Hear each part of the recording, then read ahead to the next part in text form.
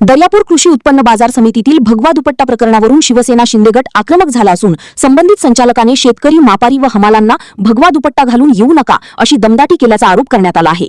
या प्रकारामुळे हिंदू समाजाच्या भावना दुखावल्याचा दावा करत शिवसेना शिंदे गटाच्या वतीने गुरुवार 27 ऑगस्ट 2026 रोजी दुपारी 1 वाजता बाजार समिती दर्यापूर येथे जाहीर निषेध मोर्चाचे आयोजन करण्यात आले आहे। या मोर्चाच्या माध्यमातून संबंधित संचालकाने जाहीर लेखी माफी मागावी अशी प्रमुख मागणी करण्यात आली आहे।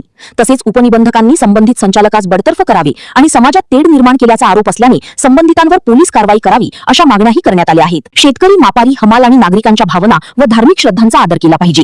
कोणत्याही व्यक्तीला भगवा दुपट्टा घालण्यास मज्जाव करणे योग्य नसल्याची भूमिका शिवसेना शिंदे गटाने घेतली आहे। या प्रकरणाच्या निषेधार्थ आयोजित करण्यात आलेल्या मोर्चात मोठ्या संख्येने सहभागी होण्याचे आवाहन शिवसेना शिंदे गट दर्यापूर यांच्या वतीने करण्यात आले आहे। दरम्यान संबंधित संचालक किंवा बाजार समिती प्रशासनाची या आरोपांबाबत अधिकृत भूमिका काय आहे याकडे आता नागरिकांचे लक्ष लागले आहे।